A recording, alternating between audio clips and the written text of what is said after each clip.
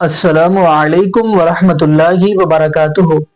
اعوذ باللہ من الشیطان الرجیم، بسم اللہ الرحمن الرحیم۔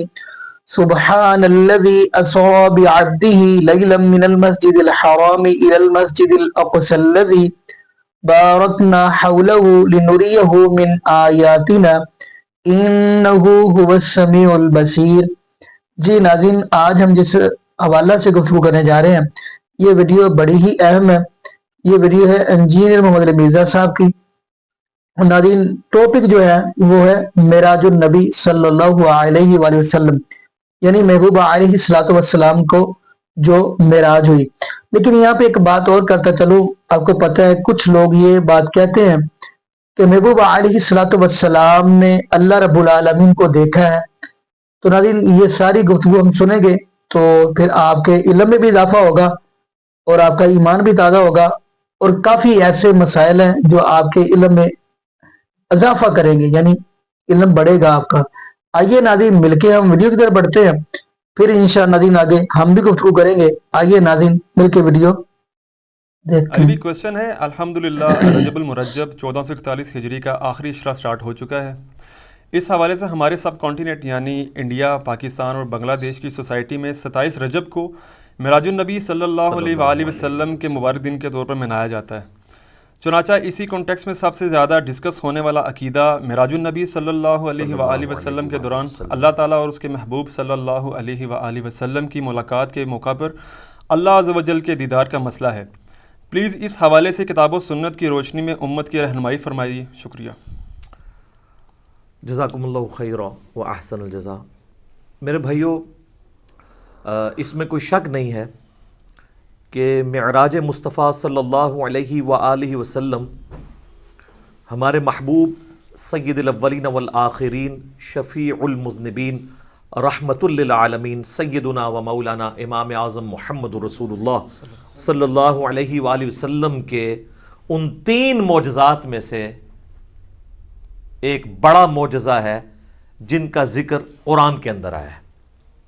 ہمارے محبوب صلی اللہ علیہ وآلہ وسلم کے 3 معجزات ایسے ہیں جن کا ذکر قرآن میں آیا، باقی بخاری اور مسلم میں تو درجنوں معجزات کا ذکر ہے، لیکن وہ 3 معجزے جن کو قرآن نے بھی بیان کیا ہے وہ سب سے زیادہ اہمیت کے حامل ہیں، کیونکہ اس کا ذکر قرآن میں ہے۔ ان میں سے نمبر 1 معجزہ، جسے آپ عربی میں آیتن کہتے ہیں، اردو میں آپ معجزہ، عقل کو عاجز کر دینے والی چیز، اللہ کی نشانی، وہ ہے القرآن، جس کا ذکر سورۃ العنکبوت میں آیا کہ یہ نبی علیہ السلام کا واحد معجزہ ہے جس کی بنیاد پہ دعوی نبوت ہے۔ اور بخاری اور مسلم میں بھی کئی احادیث اس کو سپورٹیو ہیں۔ ایک وہ مشہور حدیث ہے بخاری اور مسلم کی کہ اللہ تعالیٰ نے ہر نبی کو کوئی نہ کوئی معجزہ دیا تھا، اور مجھے اللہ نے وحی یعنی قرآن کا معجزہ دیا ہے۔ میں اللہ سے امید کرتا ہوں سب سے زیادہ متبعین قیامت والے دن میرے ہوں گے، کیونکہ میرا معجزہ سب سے زیادہ یونیک ہے، یعنی کتاب کا معجزہ۔ اور دوسرا معجزہ آپ صلی اللہ علیہ وآلہ وسلم کا جو قرآن میں ذکر ہوا وہ شق القمر کا واقعہ ہے، جو سورۃ القمر کے سٹارٹ میں ہی آتا ہے، اقتربت الساعہ، قریب آ گئی قیامت، وانشق القمر، اور شک ہو گیا چاند۔ اس کانٹیکسٹ میں بخاری اور مسلم میں کئی احادیث ہیں کہ نبی صلی اللہ علیہ وآلہ وسلم کے مبارک زمانے میں چاند 2 ٹکڑے ہوا تھا اور پھر دوبارہ سے جڑ گیا۔ تو یہ وہ دوسرا معجزہ ہے جس کا ذکر قرآن کے اندر آیا۔ اور تیسرا معجزہ ہے معراج النبی صلی اللہ علیہ وآلہ وسلم کا معجزہ۔ اس کی کوئی تاریخ ہمیں احادیث کی کتابوں میں نہیں ملتی، نہ کوئی مہینے کا پتہ ہے، یہ اندازہ ہی ہے، بہرحال ہمیں اس سے کوئی غرض نہیں ہے۔ اگر کوئی سمجھتا ہے کہ معراج کا مہینہ ہے اور 27ویں رات ہے اور اس اعتبار سے اس مہینے کے اندر اس واقعے کو یاد کیا جاتا ہے، تو اس میں کوئی ایسا مسئلہ نہیں ہے، بشرطے کہ اس میں قرآن و سنت سے جو چیزیں ثابت ہیں وہ بیان کی جائیں، قصے کہانیاں بیان نہ کی جائیں جو اکثر قصے اور کہانیاں بیان کی جاتی ہیں۔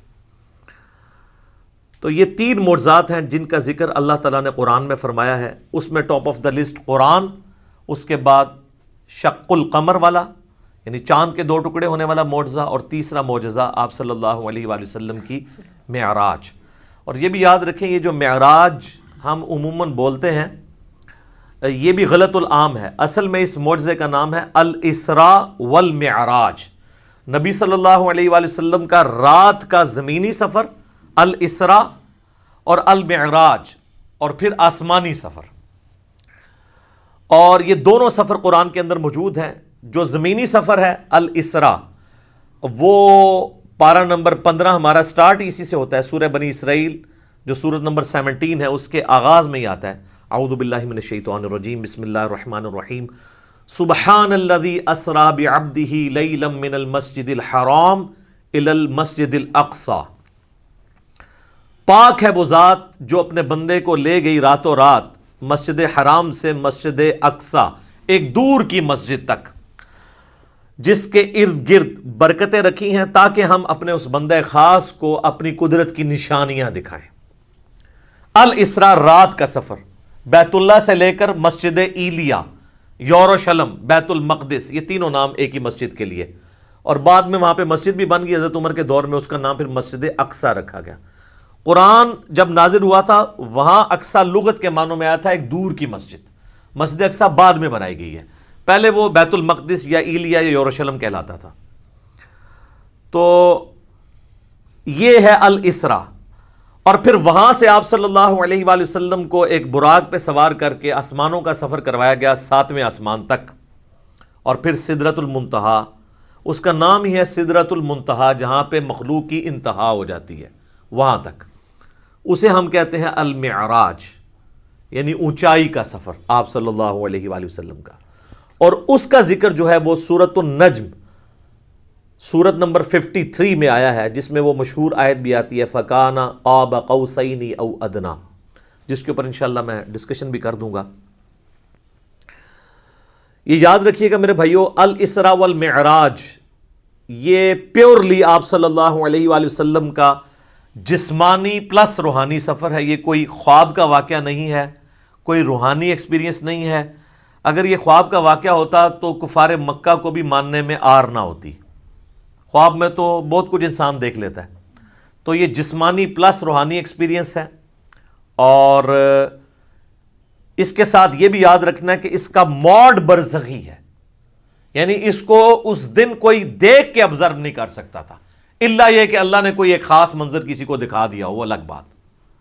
ورنہ یروشلم میں آلموسٹ 1,00,000 کے قریب انبیاء جمع ہوئے، صحیح مسلم میں آتا ہے. یہاں تک کہ آپ صلی اللہ علیہ وآلہ وسلم نے فرمایا کہ مجھے جبرائیل علیہ السلام نے تمام نبیوں کا امام بھی وہاں پر بنایا. میرے بھائی ہمارے شہر میں 1,00,000 بندہ جمع ہو جائے رات کے وقت تو تھرتھلی پڑ جائے گی، اور اس زمانے کے اندر لیکن کسی نے وہ منظر دیکھا نہیں ہے، وہ ان سین بیریئر تھا. اور بیسیکلی یہ اس لیے کروایا گیا جو سورہ آل عمران میں آیا تھا نا کہ اللہ تعالیٰ نے انبیاء کی ارواح سے عہد لیا تھا کہ اگر میں تمہیں حکمت دوں، نبوت دوں، اور پھر میرا کوئی پیغمبر تم میں آ جائے تو تم نے اس پیغمبر کی تصدیق کرنی ہے، جس طرح کہ یحییٰ علیہ السلام نے حضرت عیسیٰ علیہ السلام کی. اور نبی صلی اللہ علیہ وآلہ وسلم کی تصدیق تو سب انبیاء نے کرنی تھی، تو وہ اللہ تعالیٰ نے فزیکلی انبیاء کرام کو جو ہے وہ برزخی طور پہ وہاں پہ جمع کر کے اور آپ صلی اللہ علیہ وآلہ وسلم کے پیچھے نماز پڑھوا کے آپ کی امامت کا اعلان کروایا کہ آپ امام الانبیاء ہیں صلی اللہ علیہ وآلہ وسلم، تاکہ سورہ آل عمران کا وہ والا وعدہ پورا ہو. وہ بڑا سٹرکٹ وعدہ ہے، اس میں یہاں تک الفاظ ہیں کہ مجھ سے یہ عہد کرو کہ جب میرے پیغمبر آئیں گے تم ان پر ایمان بھی لاؤ گے، ان کی مدد بھی کرو گے، اور میرے ساتھ یہ بھاری ذمہ اٹھاؤ، میں بھی تمہارے ساتھ گواہوں میں شامل ہوتا ہوں، اور اب بھی اگر کسی نے اس عہد کو توڑا تو وہ فاسقوں میں شمار ہوگا. یہ اتنے سخت الفاظ انبیاء کرام علیہ السلام کے بارے میں اللہ تعالیٰ نے ارشاد فرمائے. تو یہ برزخی اس کا موڈ تھا. اب اگر کسی کو شوق ہے کہ جی میں یہ سارا واقعہ ایک ایک احادیث کے انٹرنیشنل نمبرز کے ساتھ دیکھنا چاہتا ہوں، خود سننا چاہتا ہوں، پڑھنا چاہتا ہوں، تو سننے کی حد تک تو ہم نے الحمدللہ اکتوبر 2015 میں، یہ آج مارچ 2020 چل رہی ہے، اکتوبر 2015 میں آلموسٹ سمجھ لیں 4.5 سال پہلے ڈیٹیل 3 لیکچر مسئلہ نمبر 126 ABC 3 نشستوں میں آلموسٹ 4.5 گھنٹے کی گفتگو ویڈیو میں ریکارڈ کروا دی ہے. ایک ایک حدیث کا میں نے انٹرنیشنل نمبر بھی بتایا، تو وہ آپ دیکھیں، ہم اس ویڈیو کے نیچے بھی اس کے ڈسکرپشن میں لنک لگا دیں گے. اور اس سے بھی بہتر یہ ہے کہ مرنے سے پہلے اے مسلمان کر لے اس پہ غور، کتابوں کا خدا اور ہے، بابوں کا خدا اور، کتابوں کا دین اور ہے، بابوں کا دین اور، کتابوں کی معراج اور ہے، بابوں کی معراج اور، کتابیں خود کھول کے پڑھیں۔ وہ میں آپ کو حوالہ دے دیتا ہوں، صحیح بخاری میں انٹرنیشنل نمبر ہے 3887، ڈیٹیلڈ حدیث ہے پوری واقعہ معراج کی، جس میں الاسراء زمینی سفر بھی ہے، آسمانی سفر، ہر آسمان پہ کس کس پیغمبر سے ملاقات ہوئی، 5 نمازیں دی گئیں، یہ ساری کی ساری 50 سے 5 ہوئی، حضرت موسیٰ علیہ السلام کے ساتھ ملاقاتیں ہوئی، یہ پوری صحیح بخاری میں انٹرنیشنل نمبر ہے 3887، اور سر صحیح مسلم 37 احادیث کنزیکٹیو ہیں، شروع میں پہلی جلد کے اندر انٹرنیشنل نمبر کے مطابق 411 سے لے کر 447، 411 سے 447 صرف واقعہ معراج کے اوپر ہے، الاسراء والمعراج۔ اچھا وہاں پہ بھی آپ کو ہیڈنگ مل جائے گی، الاسراء والمعراج، رات کا سفر اور آسمانوں کا سفر۔ اور مشکات میں اگر آپ نے پڑھنا ہے تو تیسری جلد میں آپ کو 5862 سے 5867 تک مسلسل 6 احادیث اس حوالے سے مل جائیں گی جو واقعہ معراج سے ریلیٹڈ ہے، لیکن ظاہر ہے کہ کچھ سکپ بھی ہوئی ہیں، تو وہ آپ صحیح مسلم کا وہ چیپٹر پڑھ لیں 411 سے 447 تک۔ اچھا یہ جو میں نے دعویٰ کیا نا کہ یہ جسمانی پلس روحانی سفر ہے، یہ کوئی خواب کا معاملہ نہیں ہے، اگرچہ خواب میں بھی آپ علیہ السلام کو معراج ہوئی، وہ الگ سے ہے۔ کچھ ضعیف روایتیں بھی ہیں سیدہ عائشہ کی طرف منسوب، حضرت معاویہ کی طرف منسوب، کہ وہ لوگ کہتے تھے کہ نبی علیہ السلام کو خواب میں معراج کروائی گی، لیکن وہ اصول محدثین پہ جعلی روایتیں ہیں۔ صحیح بخاری کے اندر اوپر تلے 3 طرق سکیٹرڈ فارم میں، اوپر تلے تو نہیں ہے، 3 طرق آئے ہیں انٹرنیشنل نمبر کے مطابق 6613 4716 3888، جس میں ابن عباس کا قول ہے، سورہ بنی اسرائیل کی آیت نمبر 60 میں آتا ہے نا کہ ہم نے نبی صلی اللہ علیہ وآلہ وسلم کو جو منظر دکھایا تھا، اب وہاں پہ جو رؤیا کا لفظ استعمال ہوا ہے نا، وہ کہتے ہیں خواب کے لیے استعمال ہوتا ہے، حالانکہ عربی میں رؤیا آنکھوں سے دیکھنے والے منظر کے لیے بھی یہ لفظ استعمال ہوتا ہے۔ بال ابن عباس کا قول امام بخاری اسی آیت کو ہیڈنگ بنا کے لے کے آئے ہیں، سورہ بنی اسرائیل آیت نمبر 60 کے، اور ابن عباس کہا کرتے تھے کہ نبی صلی اللہ علیہ وآلہ وسلم کو جو یہ منظر دکھایا گیا جو کافروں کے لیے فتنہ بن گیا، قرآن کی آیت ہے، فتنہ کیوں بنا؟ میرے بھائی اگر خواب کا منظر ہوتا تو خواب کیوں کافروں کے لیے فتنہ بنتا؟ وہ تو مان لیتے ہیں کہ خواب میں تو کچھ بھی ہو سکتا ہے، فتنہ بنے اس لیے کہ وہ فزیکل کلیم تھا۔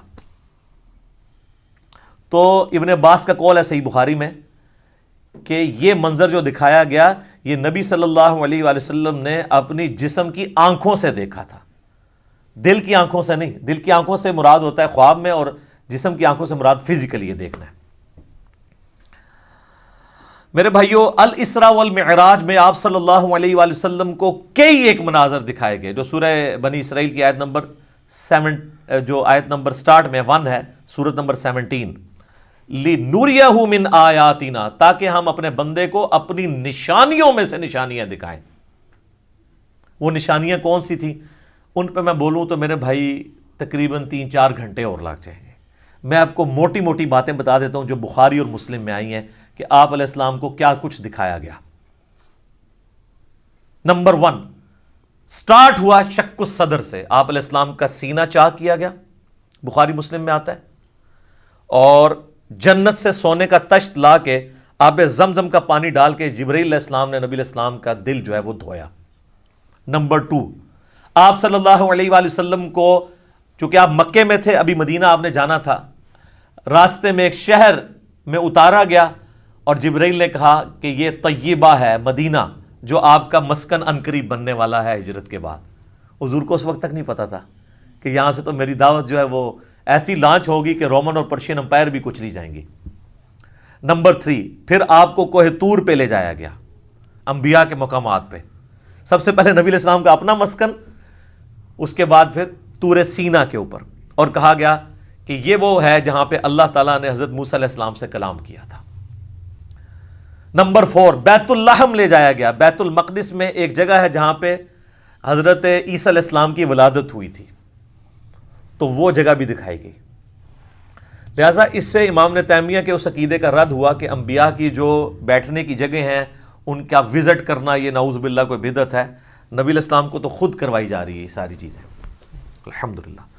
اور صحیح بخاری میں اوپر تلے 10 احادیث ہیں کہ عبداللہ بن عمر اپنے سفر حج کے دوران ان جگہوں پر نماز پڑھا کرتے تھے جہاں پہ نبی علیہ السلام کے ساتھ جب انہوں نے سفر کیا تھا تو جہاں جہاں اتر کے نماز پڑھی تھی.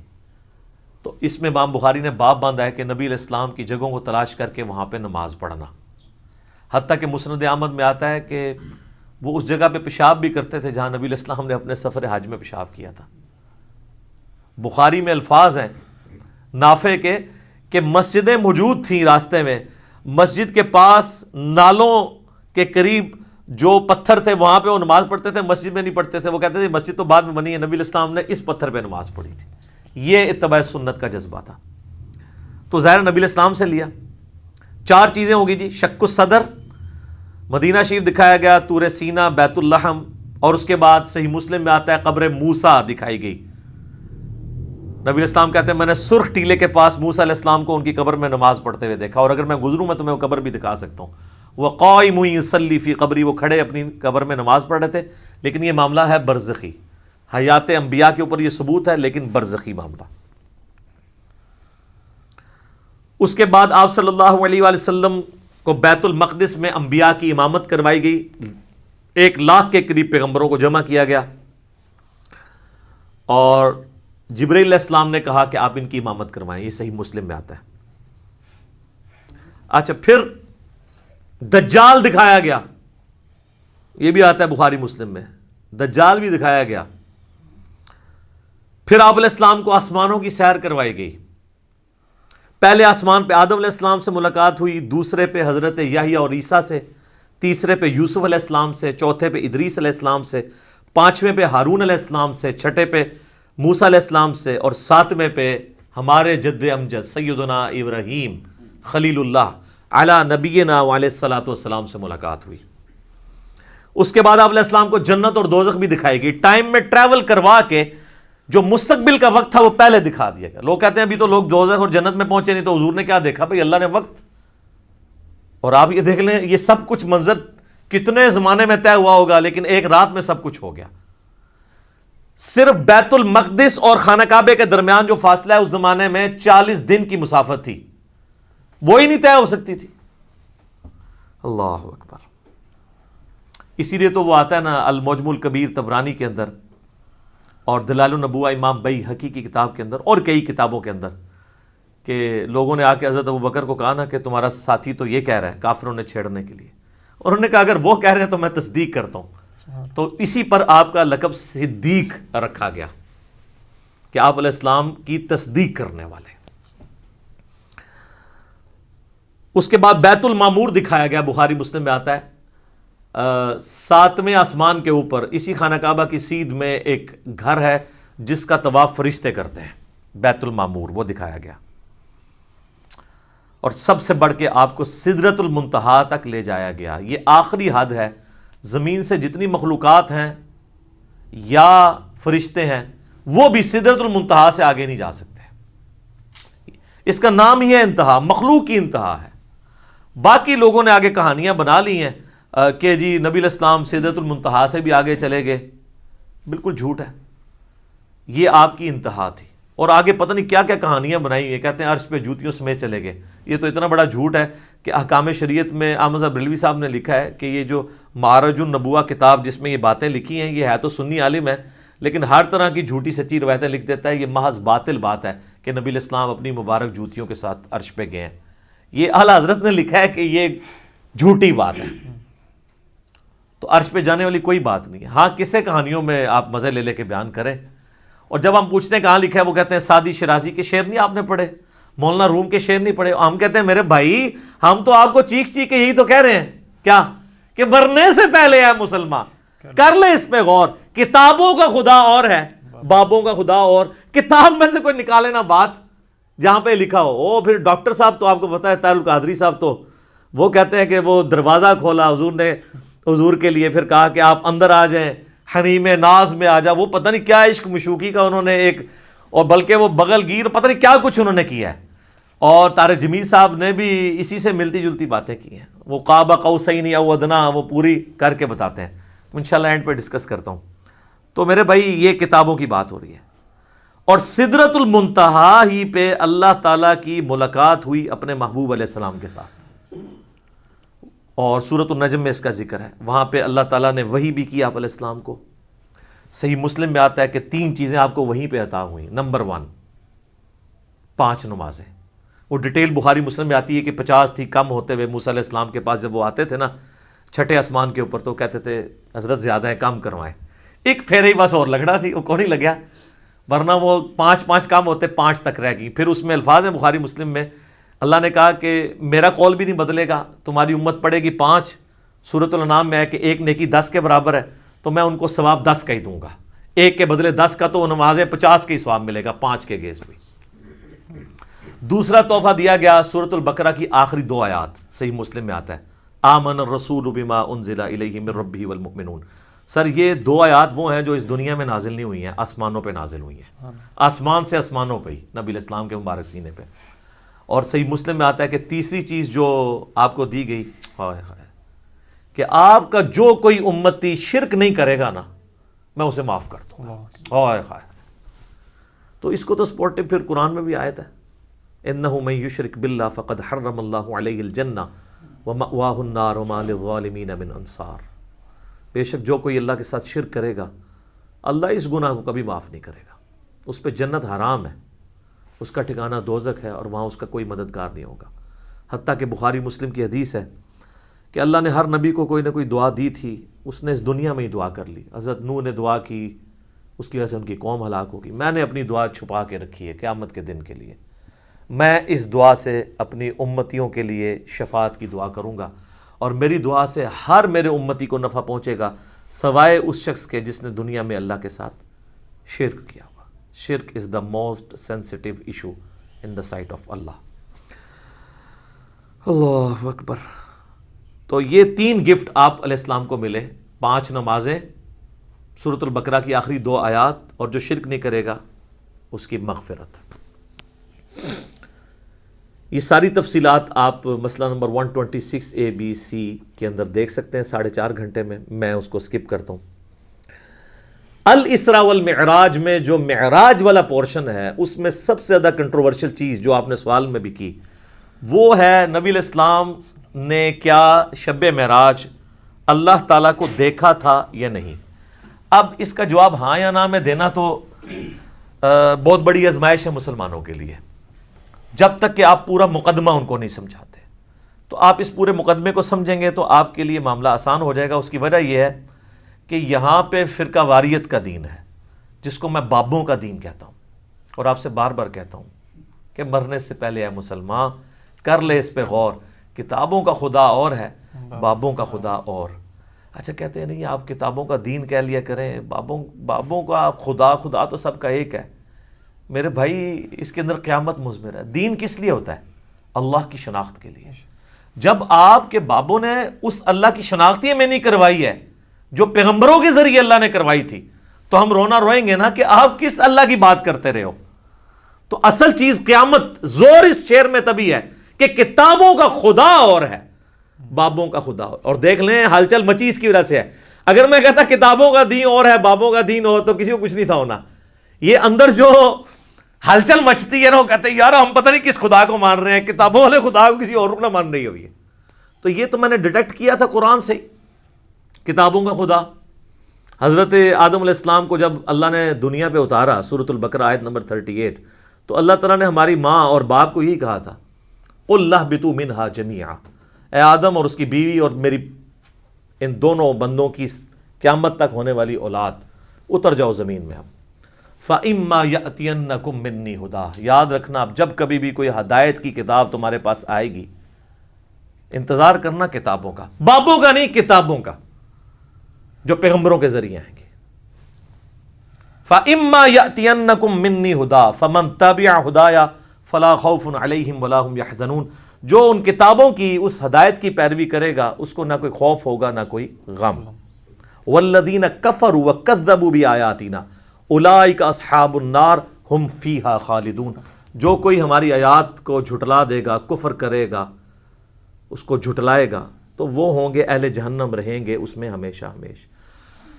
اللہم اجرنا من النار آمین. اللہم من احییتہ منا فاحیہ علی الاسلام ومن توفیتہ منا فتوفہ علی الایمان آمین. تو اس لیے ہم کہتے ہیں کتابوں کا دین، بابوں کا نہیں. تو اس مقدمے کو سمجھنے کے لیے آپ پہلے بنیادی بات سمجھ لیں، ایک بنیادی عقیدہ، جو عقیدہ پوری امت کا ہے سوائے ان لوگوں کے جو اپنے نفس کے غلام بنے ہوئے ہیں. وہ کون ہے وہ میں آپ کو بتا دوں گا. پوری امت کا یہ عقیدہ ہے کہ مرنے سے پہلے اس روئے ارض پہ اللہ تعالی کا دیدار کسی انسان کو، کسی جن کو، کسی فرشتے کو یا کسی بھی مخلوق کو ہونا محال ہے، امپاسبل ہے. یہ مقدور نہیں ہے، محال ہے. اس کے ثبوت میں سورۃ الانعام کی آیت نمبر ہے 103، لا تدرکہ الابصار، نگاہیں اس کا احاطہ نہیں کر سکتی، وہ نگاہوں کا احاطہ کر لیتا ہے. حتیٰ کہ اس آیت میں اہل تشیع اتنا غلو کرتے ہیں کہ وہ یہ کہتے ہیں کہ قیامت میں اور جنت میں بھی اللہ کا دیدار نہیں ہوگا. وہ بھی غلو کر رہے ہیں. اور دوسری طرف ان کی حالت یہ ہے کہ وہ کہتے ہیں کہ مولا علی علیہ السلام اس وقت تک سجدے سے سر نہیں اٹھاتے تھے جب تک اللہ کو دیکھ نہ لے. تو ہم کہتے ہیں یار آپ کوئی ایک بات کرو، کسی بات کے اوپر ٹکو. اور پھر بعض غلو کرنے والے وہ کہتے ہیں شب معراج بھی جو مولا علی کا پنجہ دیکھا تھا. خیر اب اہل علم ان کو خود ہی رد کر رہے ہیں، وہ کہہ رہے ہیں یہ نصیحتیاں، ہمارا ان سے کوئی تعلق نہیں ہے. اہل تشیع کا یہ جو ہے مکتب نہیں ہے، مکتب اہل بیت یہ نہیں ہے. تو یہ سورۃ الانعام کی آیت نمبر 103 اس پر گواہ ہے. اور اس سے بھی بڑھ کر پریکٹیکل ایکسپیرینس سورۃ الاعراف کی آیت نمبر 143، جب موسیٰ علیہ السلام نے کوہ طور پہ ملاقات کے دوران کہا اے اللہ میری خواہش ہے میں تجھے دیکھوں. اتنی دفعہ باتیں سن سن کے اگلا سٹیپ بھی بندہ طے کرتا ہے نا. تو اللہ نے کیا فرمایا تھا؟ لن ترانی، ہرگز نہیں دیکھ سکتا تو مجھے، بلکہ تو پہاڑ کی طرف دیکھ، اگر یہ پہاڑ اپنی جگہ پہ قائم رہا تو سمجھنا تو مجھے دیکھ سکتا ہے. تو قرآن کے الفاظ ہیں پہاڑ پہ اللہ نے صرف تجلی کی تو وہ ریزہ ریزہ ہو گیا، اور موسیٰ علیہ السلام انڈائریکٹ وہ تجلی دیکھنے سے بے ہوش ہو کے گر پڑے. اور اس کے بعد ان کا اللہ میں تیرے طرف رجوع لاتا ہوں، اب دوبارہ میں یہ بات نہیں کروں گا. تو اگر موسیٰ علیہ السلام کو زیارت نہیں ہو سکتی اللہ تعالیٰ کی اس دنیا میں، تو موسیٰ علیہ السلام سے بڑھ کے تو کوئی بھی نہیں ہو سکتا. تو اب اگر موسیٰ علیہ السلام کے سوا کوئی شخص یہ دعویٰ کرے کہ اس نے اللہ کو دیکھا ہے، تو پھر ہم اسے غلام احمد قادیانی کا بھائی کہیں گے نا، جس طرح اس نے جھوٹا دعوے نبوت کیا. یہ کم از کم اسے کہنا چاہیے کہ تو جھوٹ بولتا ہے، یا تو پھر یہ کلیم کرتا ہے کہ تو مسلمان ہو کے موسیٰ علیہ السلام سے بڑا مرتبہ رکھتا ہے. حالانکہ موسیٰ علیہ السلام تو اولو العزم پیغمبروں میں سے ہے، جو سورہ شورا کے اندر آیا ہے. 5 اولو العزم پیغمبر ہیں. نمبر 1 ہمارے محبوب علیہ السلام، اس کے بعد حضرت ابراہیم علیہ السلام، پھر نوح علیہ السلام، موسیٰ علیہ السلام اور عیسیٰ علیہ السلام. تو اولو العزم پیغمبروں سے بھی آگے بڑھ گئے. تو پھر ہم یہی کہیں گے نا. سورۃ الحجر کی آیت نمبر 99 آخری آیت میں بھی آیا ہے وَاعْبُدْ رَبَّكَ حَتَّى يَأْتِيَكَ الْيَقِينُ، اپنے رب کی عبادت کرتے جاؤ یہاں تک کہ تمہیں یقین نصیب ہو جائے، تمہیں موت آ جائے. تمام نے اس یقین کا ترجمہ موت کیا ہے. مرنے سے پہلے یقین نہیں آ سکتا، کیونکہ یقین اس وقت آتا ہے جب آپ فزیکلی دیکھ لیں. تو یہی تو آپ کو انعام ہے. ان الذین یخشون ربہم بالغیب لہم مغفرۃ واجر کبیر، جو بغیر دیکھے اپنے رب سے ڈرتے ہیں ان کے لیے ہے مغفرت اور بہت بڑا اجر. اور صحیح مسلم میں انٹرنیشنل نمبر کے مطابق 7356 نمبر حدیث ہے دجال کے کانٹیکسٹ میں. نبی علیہ السلام فرماتے ہیں کہ یہ دجال آئے گا تو اس کے ماتھے پہ کافر لکھا ہوگا، لیکن وہ کاف فا را یا کاف الف فا را لکھا ہوگا ایبریویشنز میں. تو لوگ جو اہل ایمان ہیں نبی علیہ السلام کہتے ہیں وہ پڑھ لیں گے کہ یہ کافر لکھا ہے، تو ان کو پتہ چلے گا دجال ہے.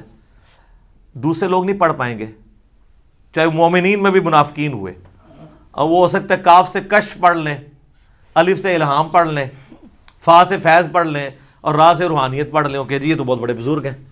اچھا اس حدیث میں 7356 میں آتا ہے کہ نبی علیہ السلام نے فرمایا کہ وہ خدائی کا دعویٰ کرے گا دجال یاد رکھو تم میں سے کوئی شخص اپنے رب عز و جل کو نہیں دیکھ سکتا یہاں تک کہ اسے موت آ جائے. یہ الفاظ ہیں. کیا مطلب؟ کہ مرنے سے پہلے کوئی اللہ کو نہیں دیکھ سکتا، مرنے کے بعد دیکھیں گے انشاءاللہ. انشاءاللہ. تو مرنے سے پہلے آپ نہیں دیکھ سکتے. تو آپ بھی مرنے سے پہلے ہے مسلمان. کر لے اس پہ غور. کتابوں کا خدا اور ہے، بابوں کا خدا اور.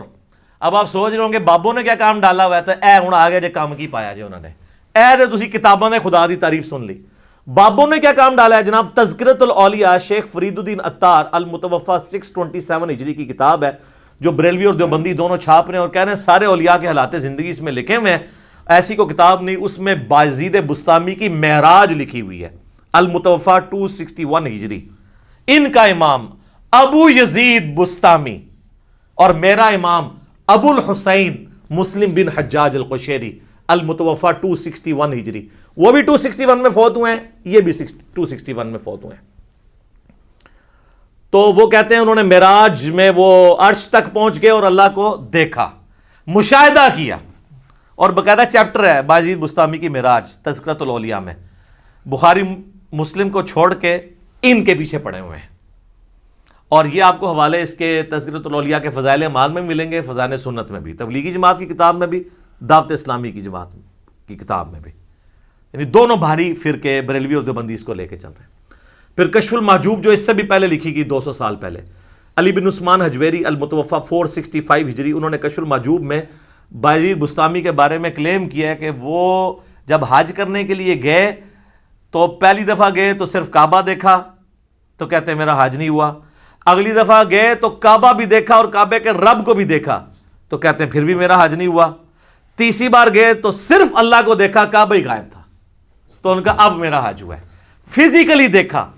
اگر کہتا نہیں یہ خواب میں دیکھنا ہے، تو سر میرا معصومانہ سوال ہے کہ خواب کا پیکج موسیٰ ابن عمران علیہ السلام کو آفر کیوں نہیں ہوا، جن کو سورۃ الاعراف کی آیت نمبر 143 میں کہا گیا لن ترانی، موسیٰ تو مجھے نہیں دیکھ سکتا، انہوں نے آگے سے توبہ کی۔ تو اگر بازید والا عقیدہ ان کا ہوتا تو کہتے ہیں اللہ توبہ خواب ہی کرا دے، بازید نو تے بائی کرانی ہے نا، کہانیاں، جھوٹ، کوڑ، ہن مزہ ہے۔ حضرت ابو ہریرہ نو بھی غصہ آندا سی تو اپنی حبشی لینگویج وچ بولدے سن، کوڑ، پنجابی کہتے ہیں جھوٹ نو۔ اچھا جی، شیخ زکریا کاندلوی نے کتاب لکھی ہے فضائل حج۔ حاجیوں کو تبلیغی جماعت والے بچارے میرے بولے بھائی، تبلیغی جماعت میری جماعت ہے، کافی سارے لوگوں کو اب بات سمجھ آ گئی ہے الحمدللہ، ہم محبت کرتے ہیں ان کے جذبے کی۔ لیکن یہ کچھ آپ کی کتابوں میں میرے بھائی لکھا ہوا ہے، فضائل حج میں لکھا ہوا ہے سر، اتنا مزیدار واقعہ ہے یہ، ابھی تک ویسے میں نے نا کسی ویڈیو میں بیان نہیں کیا، آج آپ سنیں اور مزہ لیں۔ وہ لکھتے ہیں کہ جی محدث عبد الرزاق مسجد نبوی میں بیٹھ کے درس حدیث دے رہے تھے۔ آپ پتہ محدث عبد الرزاق کون ہے؟ امام بخاری اور امام مسلم کے استاد ہیں جی، بخاری مسلم نے ان سے حدیثیں لی ہوئی ہیں محدث عبد الرزاق سے۔ یہ وہی ہیں جن کی مصنف عبد الرزاق ہے، دو ہیں نا کٹھی لکھی گئی، مصنف ابن ابی شیبہ اور مصنف عبد الرزاق۔ سر اے او جے اے عبد الرزاق تھوڑا کرکٹر نہیں ہے، پاویں سمجھو، محدث عبد الرزاق بیٹھے ہوئے 3 صدی ہجری کے اندر بڑے اماموں میں سے وہ حدیثیں بیان کر رہے ہیں۔ تو وہ کہتے ہیں ایک بزرگ کا بیان ہے کہ ان کو حضرت خضر علیہ السلام کی ملاقات ہوئی۔ حضرت خضر علیہ السلام کے اوپر میرا کلپ دیکھ لیں، اللہ فضل تب یہ صاف ہو جائے گی۔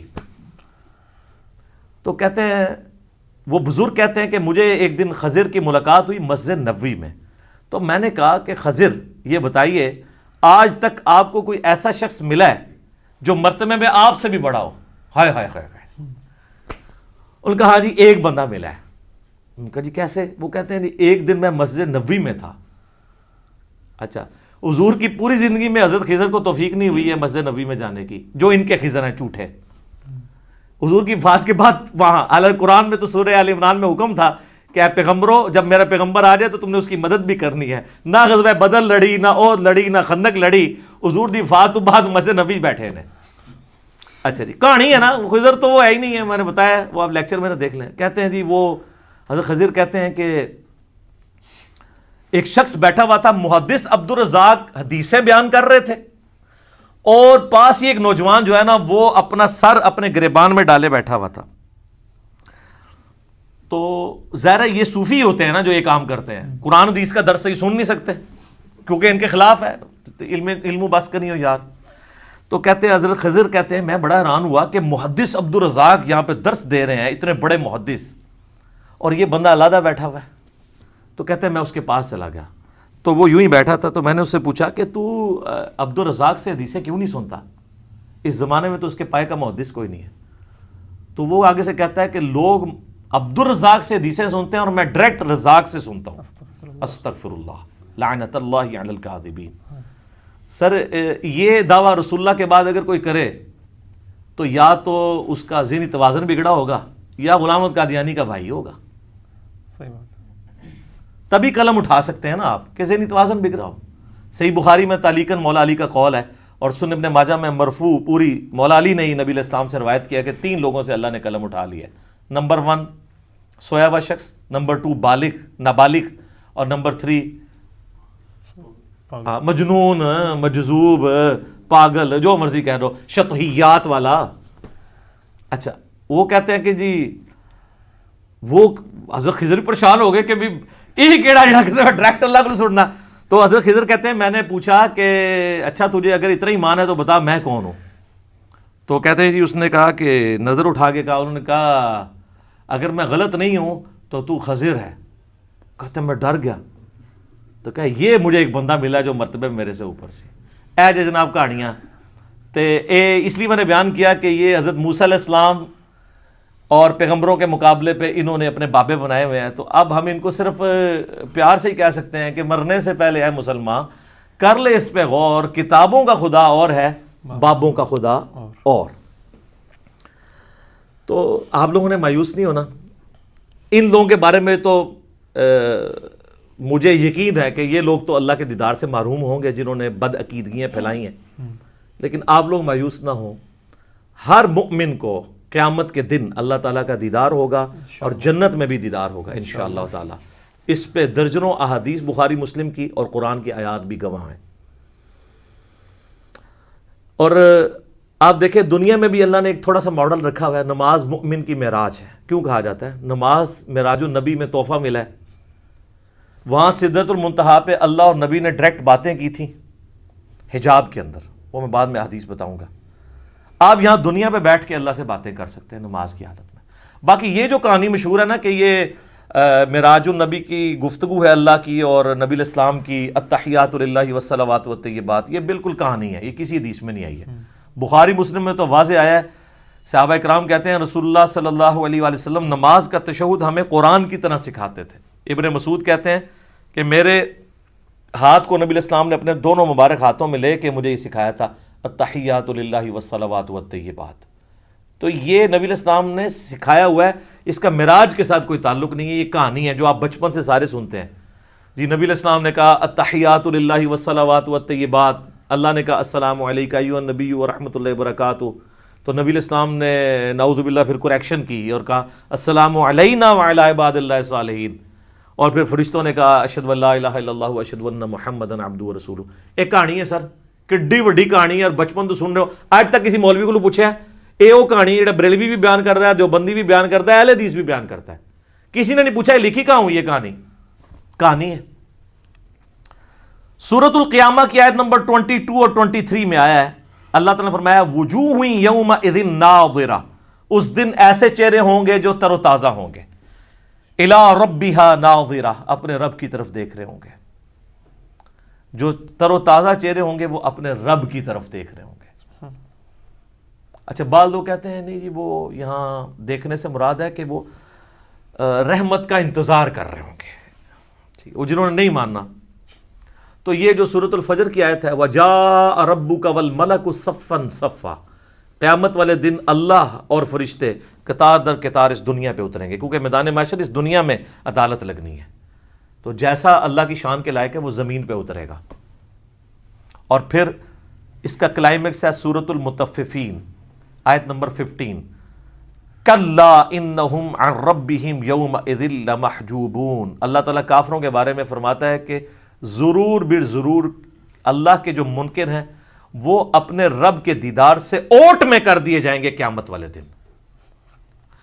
اچھا اللہ کے دیدار سے اوٹ میں کر دیے جائیں گے کافر، تو اس کے اندر کیا امپلائیڈ ہے کہ اہل ایمان دیکھیں حجاب اٹھا دیا جائے گا، کیونکہ اللہ کے آگے تو کوئی حجاب نہیں آ رہا نا، اللہ کے سامنے تو کوئی چیز چھپی نہیں ہوئی ہے، یہ بندے اور اللہ کے درمیان حجاب ہے، کافر کے درمیان آ جائے گا مومن کا اٹھ جائے گا، یہ واضح ثبوت ہے۔ لہذا شیعہ کا موقف جو ہے باطل ہے، بلکہ میں شیعہ کو دعوت دوں گا کہ اللہ کے بندو، ہماری نمازوں، عبادات، ان ساری چیزوں کا کیا حاصل ہونا ہے کہ اگر ہم جنت میں پہنچ جائیں اور تب بھی اپنے رب کو نہ دیکھ سکیں۔ بالکل ٹھیک۔ قرآن کی درجنوں آیات میں جو اللہ تعالیٰ بار بار کہتا ہے کہ بغیر دیکھے اپنے رب سے ڈرتے ہیں، تو یہ پردہ آخر اٹھنا ہے نا کبھی، اس دن اٹھنا ہے کہ جس دن اللہ تعالیٰ نے یہ امتحان میں آپ کو پاس کر دینا ہے کہ ہاں جی تم بغیر دیکھے ڈرتے تھے نا، اب اس کا انعام ہے، مجھے دیکھ لو۔ یہ تو امپلائیڈ ہے اس کے اندر، ورنہ تو دین کی لذت ہی ختم ہے اگر قیامت میں جنت میں اللہ کا دیدار نہیں ہے۔ بخاری مسلم میں درجنوں احادیث ہیں۔ اسی کانٹیکسٹ میں جو سورۃ القیامہ کی آیت نمبر 22 ہے، وجوہ یومئذ ناظرہ الی ربہا ناظرہ، اس آیت کے کانٹیکسٹ میں بخاری مسلم دونوں میں حدیث ہے۔ صحابہ کرام نے پوچھا یا رسول اللہ کیا ہم اپنے رب کو دیکھیں گے قیامت والے دن؟ آپ نے فرمایا تم ضرور اپنے رب کو دیکھو گے۔ 14ویں رات کا چاند جب چھایا ہوتا ہے اور کوئی بادل نہ ہو تو تمہیں اس چاند کو دیکھنے میں کوئی تکلیف محسوس نہیں ہوتی۔ سورج کو دیکھنے میں تکلیف ہوتی ہے، چاند کو دیکھنے میں نہیں ہوتی۔ بالکل اس طریقے سے تم اپنے رب کو بھی دیکھو گے اور تمہاری آنکھوں پہ کوئی سٹرین نہیں آئے گا، جیسا کہ اس کی شان کے لائق ہے۔ تم اپنے رب کو دیکھو گے انشاءاللہ تعالی۔ اور سر صحیح مسلم میں ایک بڑی رکت انگیز حدیث ہے، نبی علیہ السلام فرماتے ہیں جنتی جب جنت میں پہنچ جائیں گے نا تو اللہ تعالیٰ جنتیوں سے کہے گا کہ ہاں جی کوئی اور نعمت چاہیے؟ تو جنتی کہیں گے یا اللہ اس سے بڑی کیا نعمت ہے کہ تو نے ہمیں ہمیشہ کے دوزخ کے عذاب سے بچا لیا، ہمارے چہرے تر و تازہ کر دیے، ہمارا منہ مانگا انعام ہمیں دیا، ہمیشہ کی زندگی ہمیں دے دی، اس سے بڑی بھی ابھی کوئی نعمت باقی ہے؟ تو پھر اللہ تعالیٰ ان کو سرپرائز دیتے ہوئے اپنا اور بندوں کے درمیان حجاب اٹھائے گا اور لوگ اپنے رب کی زیارت کریں گے، اور جب وہ رب کو دیکھ لیں گے نا تو ان کو دنیا کی اور جنت کی ہر نعمت بھول جائے گی، وہ کہیں گے اصل نعمت تو یہ ہے، یہ اللہ نے سرپرائز میں رکھی ہوئی ہے جنت کے اندر۔ یہ صحیح مسلم میں حدیث ہے۔ پھر نبی علیہ السلام نے کہا کہ چاہو تو قرآن پڑھ کے دیکھ لو، سورہ یونس کی آیت نمبر 26 آپ نے تلاوت کی، للذین احسنوا الحسنى وزیادہ، جو لوگ نیکوکار ہیں اللہ تعالیٰ ان کے لیے بہتر اجر رکھے گا اور کچھ بڑھ کے بھی دے گا۔ وہ کہتے ہیں کہ بڑھ کے جو دے گا وہ یہ ہے سب سے بڑھ کے اللہ کا دیدار انشاءاللہ تعالی۔ اور پھر صحیح مسلم کی وہی حدیث جو دجال والی میں نے بیان کی 7356 کہ تم میں سے کوئی اپنے رب عز و جل کو نہیں دیکھ سکتا یہاں تک کہ وہ مر نہ جائے، تو مرنے کے بعد انشاءاللہ تعالی اللہ کا دیدار ہوگا۔ اور مرنے سے پہلے ہے مسلمان کر لے اس پہ غور، کتابوں کا خدا اور ہے بابوں کا خدا اور یقین کر جب تو یہ غور کرے گا نا تو تیرے اندر سے آواز نکلے گی کیا کہ نہ میں وابی، نہ میں بابی، نہ میں سو کالڈ وابی، تے نہ میں بابیاں دا دفاع کرنے والا بابی، میں ہوں مسلم علمی کتابی انشاءاللہ تعالی۔ البتہ میرے بھائیو اس کائنات میں ایک ہستی ایسی ہے جسے اللہ تعالیٰ نے اس دنیا میں خواب کی حالت میں اپنا دیدار عطا کیا، اور اس اعتبار سے باقی ساری مخلوقات پہ فوقیت دی، اور وہ ہمارے محبوب سید الاولین والآخرین شفیع المذنبین رحمت للعالمین سیدنا و مولانا امام اعظم محمد رسول اللہ صلی اللہ علیہ وآلہ وسلم کی مبارک ذات ہے۔ اور یہ تو نبی الاسلام کے بارے میں خواب میں زیارت والا معاملہ، یہ تو میں حدیث آپ کو بعد میں بیان کرتا ہوں۔ آپ کے بابوں نے یہ دعویٰ امام حنیفہ کے لیے بھی کیا، وہ کہتے ہیں 100 دفعہ خواب میں زیارت ہوئی ہے۔ امام بن حنبل کے بارے میں تو فضائل اعمال کے اندر لکھا ہے کہ خواب میں اللہ کو دیکھا اور پوچھا کہ اللہ جی میں آپ کا قرب چاہتا ہوں تو کس چیز سے حاصل کروں؟ تو اللہ نے فرمایا قرآن سے۔ تو اگے امام بن حنبل نے کہا کہ اللہ سمجھ کے کہ بغیر سمجھ کے؟ تو اللہ نے کہا کہ چاہے سمجھ کے چاہے بغیر سمجھ کے۔ کڈی کہانی خواب ایہی چیز لینی تھی۔ تو سر اس پہ میری 100 نمبر مجلس دیکھ لیں، کتابوں کا خدا اور ہے بابوں کا خدا اور۔ میں آج اس کی انجینئرنگ نہیں کرتا، بل یہ فضائل اعمال کے اندر یہ لکھا ہوا ہے، فضائل ذکر والے چیپٹر کے اندر، کہ امام احمد بن حنبل نے بھی اللہ کو دیکھا ہے خواب میں۔ بالکل کہانی ہے، اگر یہ کوئی چیز ہوتی تو یہ پیکج موسیٰ علیہ السلام کو آفر ہوتا، جو سورۃ الاعراف کی آیت نمبر 143 میں کیٹاگوریکل ڈینائی آ گیا، لن ترانی، تو نہیں دیکھ سکتا۔ ٹھیک ہے، فزیکلی تو کوئی دیکھ سکتا، خواب میں بھی صرف نبی علیہ السلام کی خصوصیت ہے۔ اور وہ حدیث ہے میرے بھائیوں جامعہ ترمذی میں انٹرنیشنل نمبر کے مطابق 3235 یہ حدیث مسند امام احمد میں بھی ہے، مشکات المصابیح میں 748 نمبر ہے پہلی جلد کے اندر، اور یہاں خواب کا ذکر ہے۔ اور یاد رکھیے گا سورہ الصافات کی آیت نمبر 100 سے لے کے 103 تک آتا ہے نا کہ ابراہیم علیہ السلام کو اللہ نے خواب میں بیٹے کی قربانی کا حکم دیا تھا۔ انبیاء کے خواب وحی الہی ہوتے ہیں۔ بخاری مسلم میں کئی احادیث ہیں کہ نبوت کا 46واں حصہ خواب ہے، نبیوں کو جو خواب دکھایا جاتا ہے وہ ڈیفینیٹلی وحی الہی ہوتا ہے۔ باقی بخاری مسلم میں آتا ہے کہ نبیوں کے علاوہ جو ہے وہ اللہ کی طرف سے بھی ہو سکتا ہے، شیطان کی طرف سے بھی ہو سکتا ہے، نفس کی طرف سے بھی ہو سکتا ہے۔ تو یہ ترمذی میں جو حدیث ہے، مسند احمد میں بھی، مشکات المصابیح میں بھی، اور اس حدیث کے ساتھ امام ترمذی نے لکھا ھذا حدیث حسن صحیح، یہ حدیث حسن صحیح ہے۔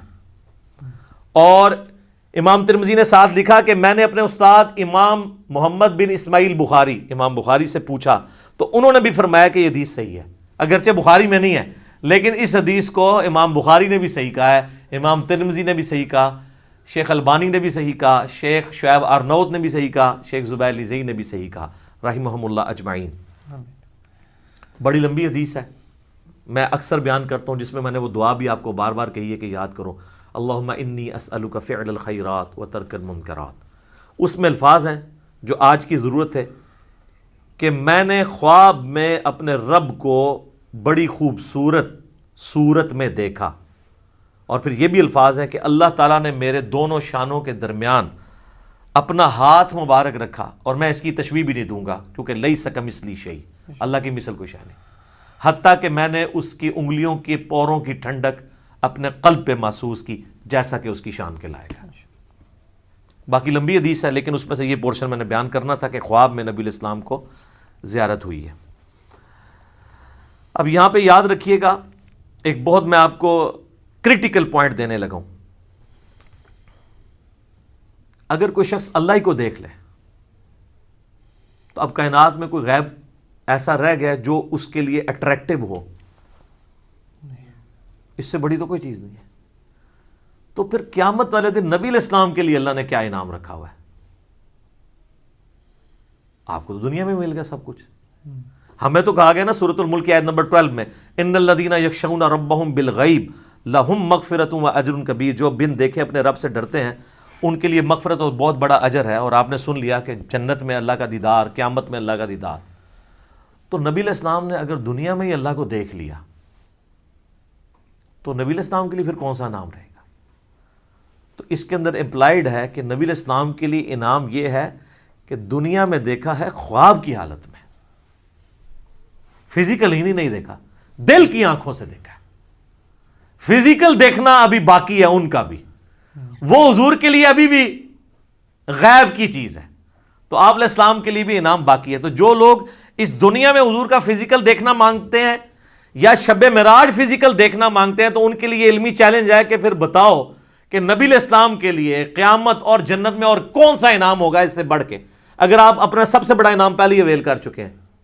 اور یہ پوائنٹ جس شخصیت نے ہائی لائٹ کیا ہے میں اس کا کریڈٹ اسی کو دیتا ہوں، مولانا اسحاق صاحب رحمہ اللہ تعالی، المتوفی 213 عیسوی مطابق 28 اگست 2013، انہوں نے یہ چیز ہائی لائٹ کی تھی، اور یہ میں نے نہ آج تک کسی کتاب میں پڑھی نہ کسی اسکالر سے سنی۔ اسکالر نے بیچارے نے کیا بیان کرنا ہے، یہ مولانا اسحاق کو کریڈٹ جاتا ہے کہ انہوں نے یہ ایسا علمی، آپ کہتے ہیں وہ جس طرح وہ تاش میں کہتے ہیں نا یکا پھینکنا، کہ بتاؤ کہ اگر حضور نے بھی اللہ تعالیٰ کو فزیکلی دیکھ لیا جو تمہارا کلیم ہے تو حضور علیہ السلام کے لیے تو اب کوئی چیز نہیں رہے گی باقی۔ تو خواب میں ہی دیکھا، فزیکلی نہیں دیکھا، شب معراج بھی دیکھا تو پردے میں دیکھا، فزیکلی نہیں دیکھا۔ وہ انشاءاللہ اب میں اس کے اوپر ڈسکشن کرتا ہوں آخر میں۔ شب معراج میں صحابہ کرام علیہم رضوان کی 3 آراء پائی جاتی ہیں دیدار خداوندی عز و جل کے حوالے سے۔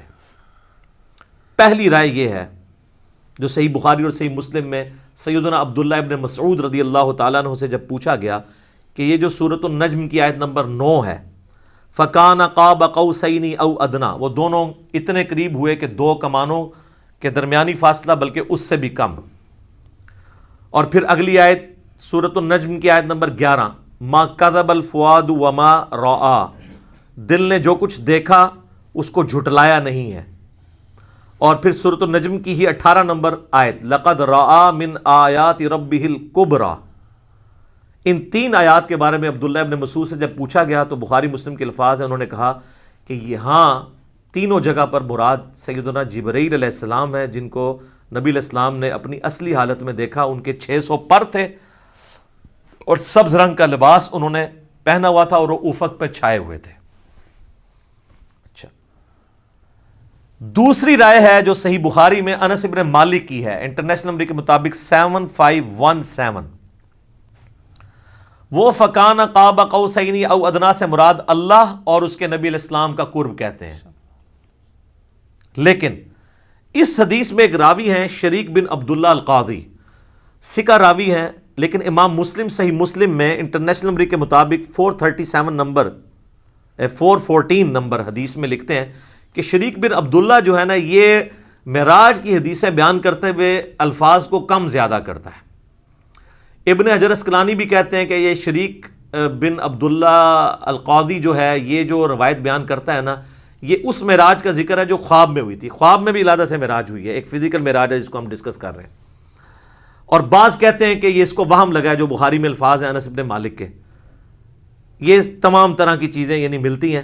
بہرحال یہ انس ابن مالک کا اگر موقف ہے، لیکن اس میں بھی دیکھنے کا ذکر نہیں ہے، صرف قرب کا ذکر ہے سدرۃ المنتہا کے موقع پر. تو کوئی حرج نہیں اگر کوئی قرب کی بات کرتا ہے، دیکھنے کا پھر بھی یہاں پہ ذکر کوئی نہیں ہے. اچھا، انس ابن مالک رضی اللہ تعالیٰ عنہ کے اس عقیدے کو سپورٹیو ابن عباس کی رائے ہے صحیح مسلم میں 437 نمبر حدیث میں. انہی 3 آیات سورۃ النجم آیت نمبر 9، 11 اور 18 کے بارے میں جب ان سے پوچھا گیا تو انہوں نے کہا کہ رآہ بفؤادہ مرتین، نبی علیہ السلام نے دل کی آنکھوں سے اپنے رب کو 2 دفعہ دیکھا، یعنی ان آنکھوں سے نہیں دیکھا. اور ابن عباس وہی ہیں جن کے بارے میں صحیح بخاری میں ہم پہلے سن چکے، وہ کہتے ہیں کہ واقعہ معراج جو ہے یہ آنکھوں کا ایکسپیرینس ہے، لہذا وہ آنکھوں کا ایکسپیرینس ماننے کے باوجود دل سے دیدار کی بات کر رہے ہیں. تو دل سے دیدار خواب کی حالت میں ہے، یہ اس کی بات کر رہے ہیں. واقعہ معراج والی میں بھی اگر کریں گے تو دل سے دیکھنے سے مراد کیا ہے، پھر وہ اس کو سپورٹیو اگلی حدیثیں آئیں گی سیدنا ابو ذر غفاری والی. لیکن یہاں پہ میں ایک حدیث بتاؤں، جامعہ ترمذی میں بھی مشکات میں بھی ہے کہ ابن عباس نے کہا لقد را محمد ربہ، بے شک محمد نے اپنے رب کو دیکھا. تو اکرمہ نے کہا کہ حضرت سورۃ الانعام کی آیت نمبر 103 ہے لا تدرکہ الابصار، اللہ کو تو آنکھیں دیکھ نہیں سکتی، تو آپ ہمیں کہہ رہے ہیں کہ نبی علیہ السلام نے اللہ کو دیکھا. تو فرمایا کہ یہ اس وقت ہے جب اللہ تعالیٰ اپنے نور کے ساتھ تجلی فرمائے. یہاں دیکھنے سے مراد دل سے دیکھنا ہے، تو وہ تو دل سے دیکھنا خواب میں دیکھنا جو ترمذی سے بیان کر دیا. تو ابن عباس بھی یہ مانتے ہیں کہ اللہ تعالیٰ کی جو نورانی تجلی، جو اللہ تعالیٰ کی ذات ہے، اس کو نبی علیہ السلام نے نہیں دیکھا. بعض لوگ ان حدیثوں سے سہارا لیتے ہیں لیکن اس کی ایکسپلینیشن اسی میں موجود ہے. پھر صحیح مسلم میں ایک حدیث ہے 443، ابو ذر غفاری کہتے ہیں کہ میں نے رسول اللہ سے پوچھا کہ نبی علیہ السلام یہ بتائیے کہ کیا آپ نے معراج میں اپنے رب کو دیکھا تھا؟ تو سر اب آپ لوگ بھی مان جائیں. رسول اللہ نے فرمایا کہ میں رب کو کیسے دیکھ سکتا ہوں، وہ تو نور ہے. کلیئر ہو گیا. اچھا، اس سے اگلی حدیث ہے صحیح مسلم میں 444. ایک تابعی کہتے ہیں ابو ذر غفاری سے کاش میں رسول اللہ کے زمانے میں ہوتا نا تو حضور سے ایک سوال ضرور کرتا. تو ابو ذر غفاری نے کہا کون سا سوال؟ اس نے کہا میں نے حضور سے پوچھنا تھا کہ یا رسول اللہ آپ نے شب معراج اللہ کو دیکھا ہے کہ نہیں. اس سے کم از کم یہ تو کلیئر ہوا کہ صحابہ کے زمانے میں بھی یہ بحثیں چلتی تھی، لہٰذا یہ آج کل جو ان باتوں میں کتاب و سنت بیان کرتے ہیں تو اس کو یہ صوفی ٹائپ لوگ کہتے ہیں، یہ لوگ جو ہیں یہ وہابی ہیں، یہ گستاخ ہیں، یہ حضور کی کمزوریاں تلاش کرتے ہیں. ان کے لیے بہت بڑی پھکی ہے کہ یہ سارے پھر اس زمانے میں موجود تھے. تابعین کہہ رہے ہیں ابو ذر غفاری کو کہ ہم حضور کے زمانے میں ہوتے ہیں نا تو حضور سے پوچھتے کہ یا رسول اللہ آپ نے اس کا مطلب تابعین کو صحابہ نے یہ عقیدہ نہیں بتایا. Point to be noted. تو ابو ذر غفاری نے کہا او بچے تو نے کیا پوچھنا ہے، میں خود پوچھ چکا ہوں حضور سے.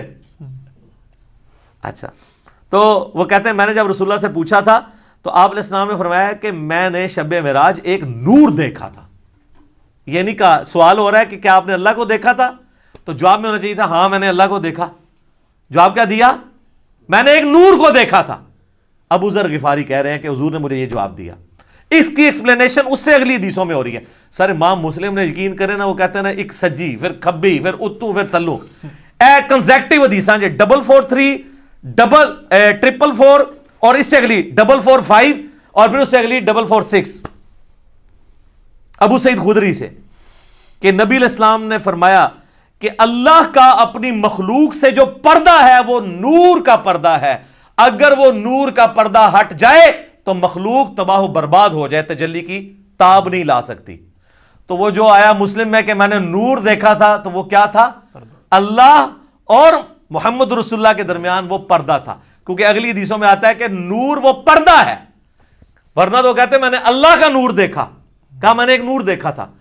اور 443 میں کیا ہے کہ میں اسے کیسے دیکھ سکتا ہوں, وہ تو نور ہے. اس کا اپنا نور نہیں دیکھا, پردے والا نور دیکھا, وہ ہٹ جائے تو مخلوق تباہ و برباد ہو جائے. بالکل کلیئر کٹ ہے.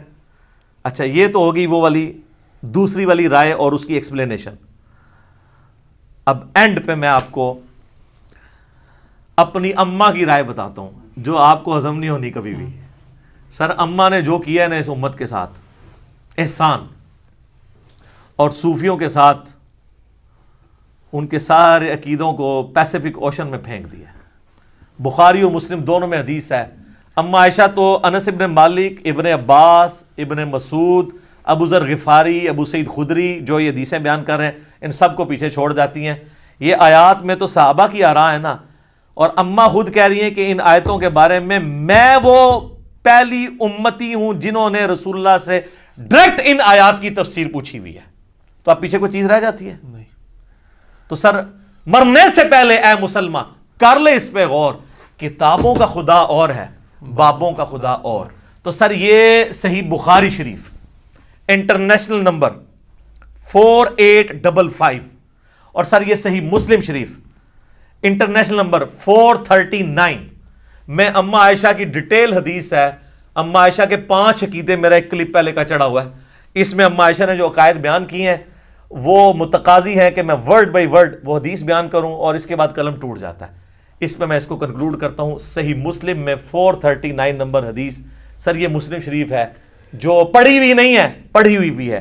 اس میں 439 نمبر حدیث انٹرنیشنل نمبر کے مطابق ورڈ بائی ورڈ سنیں, اور میں تو پھر اپنے سٹائل میں بیان کروں گا, ٹھیک ہے, تاکہ آپ کو مزہ بھی آئے, آپ اس زمانے میں پہنچیں.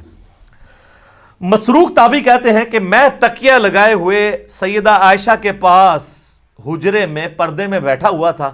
اما عائشہ کی عادت تھی کہ وہ اندر ہوتی تھی تو باہر ایک مجلس لگی ہوئی ہوتی تھی, لوگ آگے سوال آپ سے کرتے تھے, ظاہر امت کی استاد ہیں. تو ایک دن, اچھا اما عائشہ کا بڑا پیار تھا اس مسروق تابعی کے ساتھ, اور یہ بھی اتنا لاڈلا تھا اس نے اپنی بیٹی کا نام بھی عائشہ رکھا ہوا تھا. یہ بڑا مشہور تابعی ہے, بخاری مسلم میں درجنوں احادیث ہیں ایسے. تو کہتے ہیں کہ ایک دن میں تکیہ لگائے بیٹھا تھا تو اماں نے اندر سے آواز دی اور کہا اے ابو عائشہ. یہ پیار سے بلایا, کنیت. یہ یعنی عرب میں جب کسی کو پیار سے بلانا ہوتا تھا اس کا نام نہیں لیا جاتا تھا, کنیت کے ساتھ بلایا, اے ابو عائشہ, جو بھی 3 باتوں میں سے کسی ایک کا بھی قائل ہوا اس نے اللہ پہ بہت بڑا جھوٹ باندھا. اب سر نبی کی بیوی, امت کی ماں, ایک اپنے اسٹوڈنٹ کو دین سکھا رہی ہیں, پوچھنے پہ نہیں خود سے بتا رہی ہیں کہ میرے پاس بنیادی عقائد ہیں تم لے لو. اب وہ مسروق تابعی کہتے ہیں میں تکیہ لگا کے بیٹھا ہوا تھا تو میں سیدھا ہو گیا کہ کون سی 3 باتیں ہیں جو اللہ کے اوپر کوئی باندھ دے تو وہ جھوٹا ہے, کہیں میرے اندر نہ پائی جاتی. آپ پہ تو فرق نہیں پڑتا, آپ کے آگے سے قرآن گزر جائے, بخاری گزر جائے, مسلم گزر جائے, کیوں؟ وہ آپ بابوں کے دین کے اوپر ہیں, ٹھیک ہے. تو اس لیے ہم آپ سے ریکویسٹ کرتے ہیں کہ مرنے سے پہلے اے مسلمان کر لے اس پہ غور. کتابوں کا خدا اور ہے, بابوں کا خدا اور جب تو غور کرے گا تیرے اندر سے آواز اٹھے گی, کیا کہ نہ میں وابی نہ میں بابی, میں ہوں مسلم علمی کتابی. تو میں نے کہا کہ وہ 3 باتیں کون سی ہیں؟ انہوں نے کہا پہلی بات, جو کوئی یہ عقیدہ رکھتا ہے کہ محمد صلی اللہ علیہ وآلہ وسلم نے اپنے رب کو دیکھا تو اس نے اللہ پر بہت بڑا جھوٹ باندھا. لو جی سارے صوفی وڈے کے جے صوفی تے کہندے نسی ویکھیا ہے, بتایا نہیں بازید بستامی نے دعویٰ کیا ہے. ہوئے ہوئے ہوئے. مسروق کہتے ہیں میں تکیہ لگائے بیٹھا تھا, جیسے ہی میں نے یہ بات سنی میں اٹھ کے بیٹھ گیا. میں نے کہا اے اماں جان ذرا مجھے بھی کچھ عرض کرنے دیں اور اپنی بات میں جلدی نہ کریں، یعنی میں بھی کوئی اپنے دلائل سامنے رکھنا وا، تسی پہلے ہی چھکا مارا ہے، کیونکہ وہ ان کا خود بھی یہی ہو سکتا ہے عقیدہ ہو۔ کیا اللہ نے قرآن میں نہیں فرمایا وَلَقَدْ رَآهُ بِالْأُفُقِ الْمُبِينِ؟ وہی آیات سورۃ النجم کی آیت نمبر 9، 11 اور 18 تینوں مسروق نے پڑھی۔ وَلَقَدْ رَآهُ نَزْلَةً أُخْرَى، یہ تو واضح قرآن میں آیا ہے کہ دیکھا اس نے اس کو، اب قرآن میں یہ تو نہیں ہے کس نے کس کو۔ تو سیدہ عائشہ نے کہا اس امت میں سب سے پہلے میں نے ان آیتوں کو رسول اللہ سے پوچھا تھا۔ تو اب رسول اللہ سے پوچھنے کے بعد بھی اگر کسی نے نہیں یقین کرنا اور بابوں کے دین پہ چلنا ہے اور کتابوں کے دین پہ نہیں چلنا، صحیح مسلم 439 نمبر حدیث پہ نہیں چلنا، اور صحیح بخاری انٹرنیشنل نمبر کے مطابق 4855 حدیث میں، مسلم میں چونکہ ڈیٹیل ہے میں وہ بیان کر رہا ہوں۔ اچھا جی سن لیں، آپ جو رسول اللہ کو مانتا ہے اس کے لیے میں بیان کر رہا ہوں، جو بابوں کو مانتا ہے اس کے لیے تو میں کچھ نہیں کر سکتا۔ تو آپ علیہ السلام نے فرمایا کہ ان آیات میں مراد جبرائیل علیہ السلام ہے، یعنی میں نے جبرائیل علیہ السلام کو دیکھا، میں نے ان کو ان کی اصلی صورت پر دیکھا، اور 2 بار ایسا ہوا۔ ان آیات میں اسی کا ذکر ہے کہ ان کو وہ اس وقت وہ اتر رہے تھے آسمان سے، اور ان کے تن و توش کی بڑائی نے آسمان سے زمین تک روک رکھا تھا، افق پہ پھیلے ہوئے تھے، وہی جو عبداللہ ابن مسعود نے کہا۔ اب یہ سیدہ عائشہ نے جو یہ حدیث بیان کی ہے نا کہ نبی علیہ السلام سے خود ہی پوچھ لیا تو ان کا جبرائیل ہے، تو اما عائشہ اب مزید علمی دلائل سامنے رکھ رہی ہیں اسی عقیدے پہ۔ سورۃ الانعام کی آیت نمبر 103 پڑھی، لا تدرکہ الابصار وہو یدرک الابصار، جو ہم پہلے ڈسکس کر چکے۔ نگاہیں اس کا احاطہ نہیں کر سکتی، وہ نگاہوں کا احاطہ کر لیتا ہے۔ اور کہا مسروق تو نے یہ آیت نہیں قرآن کی پڑھی ہوئی؟ اور کیا تو نے یہ نہیں سنا کہ اللہ فرماتا ہے وَمَا كَانَ لِبَشَرٍ أَن يُكَلِّمَهُ اللَّهُ إِلَّا وَحْيًا أَوْ مِن وَرَاءِ حِجَابٍ أَوْ يُرْسِلَ رَسُولًا، سورہ شورى کی آیات، کہ کسی انسان کی تو یہ اہلیت ہی نہیں ہے کہ اللہ تعالیٰ اس سے کلام کرے سوائے اس کے کہ اس پہ وحی کر دے، یعنی چپکے سے اس کے دل میں بات ڈال دے، یا حجاب میں گفتگو کرے جس طرح کہ سدرۃ المنتہا پہ ہوئی، یا اس کی طرف کوئی رسول بھیجے یعنی جبرائیل علیہ السلام کو پیغمبر۔ تو حضرت عائشہ نے اپنی دلیل میں رسول اللہ کی بات بھی کی اور قرآن کی آیات بھی کوٹ کی، اور اماں تو سیدھی آیتیں ہی کوٹ کرتی تھی، ٹھیک ہے، حدیث بھی کوٹ کی ہے نا، کہ جو اماں منکرین حدیث میں سے تھی، نہیں، پہلے انہوں نے حدیث کوٹ کی ہے، بعد میں قرآن کی آیات کوٹ کی ہے۔ مسروق دوسری بات یہ ہے کہ جو کوئی خیال کرے کہ رسول اللہ صلی اللہ علیہ وآلہ وسلم نے اللہ کی کتاب میں سے کچھ حصہ چھپا لیا تھا تو اس نے بڑا جھوٹ باندھا۔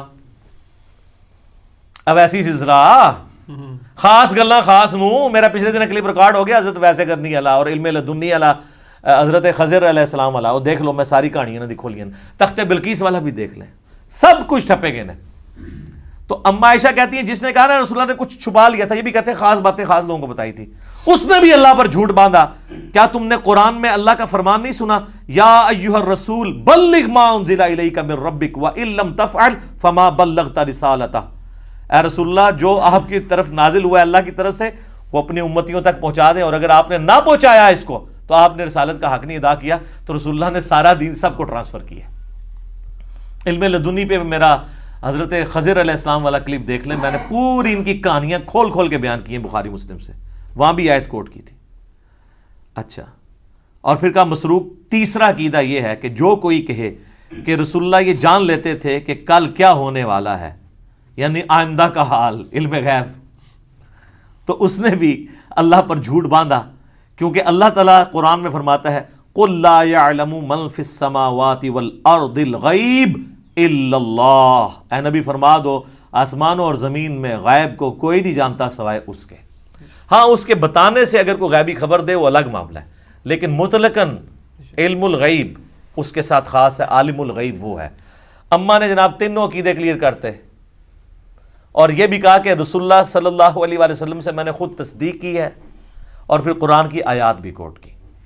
تو ہم تو یہی کر سکتے تھے کہ کھول کھول کے چیزیں بیان کر دیتے، میرے خیال ہے اس کے بعد کوئی گنجائش نہیں رہی ہے۔ میں نے اس پہلے سوال کو تفصیلاً اس لیے بیان کیا تاکہ کسی کے ذہن میں اگر کوئی وسوسہ ہے تو وہ کلیئر ہو جائے، کیونکہ یہ رجب المرجب کا آخری عشرہ ہے، معراج کے اوپر باتیں ہو رہی ہیں، انشاءاللہ ہماری یہ ویڈیو اپلوڈ ہوگی، اور اب میں کیا کروں میرے بھائی، اتنے میں فی البدی حوالے اس میں دے دیتا ہوں کہ اس کے اوپر پھر ہمیں ریفرنسز لگاتے ہوئے ڈزنز آف ورکنگ آور چاہیے ہوتے ہیں. تو بال میں نے اوورآل آپ کو ایک پورا جہاں پہ کریٹیکل نمبرز تھے وہ بتا دیے ہیں، اور حوالے ہم اس میں نہ بھی لگائیں، آپ خود ان حوالوں تک پہنچ جائیں گے. اللہ تعالیٰ سے دعا ہے کہ ہمیں معراج مصطفیٰ صلی اللہ علیہ وآلہ وسلم کے بارے میں صحیح عقیدہ رکھنے کی توفیق عطا فرمائے، اور کتاب و سنت والا عقیدہ رکھنے کی توفیق عطا فرمائے. آمین ثم آمین. ٹھیک ہوگا جی ناظرین، آپ نے یہ بڑی ملاحظہ فرمائی. تو ناظرین یہاں پہ قرآن پاک کی آیت فرمایا سبحان الذی اسری بعبدہ، پاک ہے وہ ذات جس نے سیر کروائی اپنے بندے کو. یہاں پہ اللہ رب العالمین نے عبد کا جملہ استعمال کیا. تو آپ کو ناظرین پتہ ہے کہ جبریل اسلام نوریوں کے سردار ہیں، نوریوں کو سردار محبوب علیہ الصلوۃ والسلام کو لینے آئے. یہاں پہ وہ بھی آیت میرے ذہن میں آ گئی، قُل لَوْ كَانَ فِي الْأَرْضِ مَلَائِكَةٌ يَمْشُونَ مُطْمَئِنِّينَ لَنَزَّلْنَا عَلَيْهِم مِّنَ السَّمَاءِ مَلَكًا رَسُولًا. یہ سورہ بنی اسرائیل کی آیت ہے.